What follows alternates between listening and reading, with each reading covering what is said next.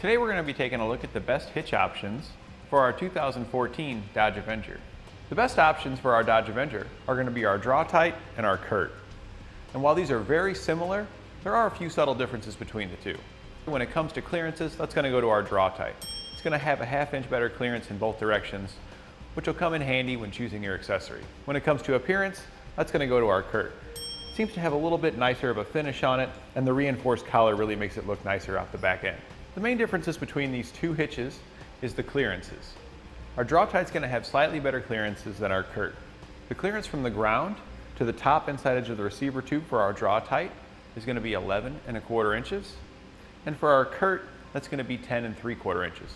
And from the center of the hitch pin hole to the bumper, our Draw-Tite's going to measure about 6 inches, whereas our Curt's going to measure about 6½. These clearances are important when deciding if you need a raised shank for your bike or cargo carrier, as well as if your accessories are able to fold up in their upright storage position. Another minor difference between the two is their appearance. And as you can see here, our Draw-Tite has just a regular receiver tube, where our Curt has a reinforced collar. So that's going to help a little bit with durability, and it gives it a nicer look. And about just every other way they're similar. They're both going to be Class 1 hitches with a 1¼ inch receiver tube. It's going to have a 200-pound tongue weight on both of them, which is the force pushing down on the top of the receiver, and a 2,000-pound gross towing capacity for both as well, and that's how much it can pull behind it. Curt does recommend the use of a stabilization strap with any non-trailer loads. So that's going to be things such as your bike rack or cargo carrier, basically anything without wheels.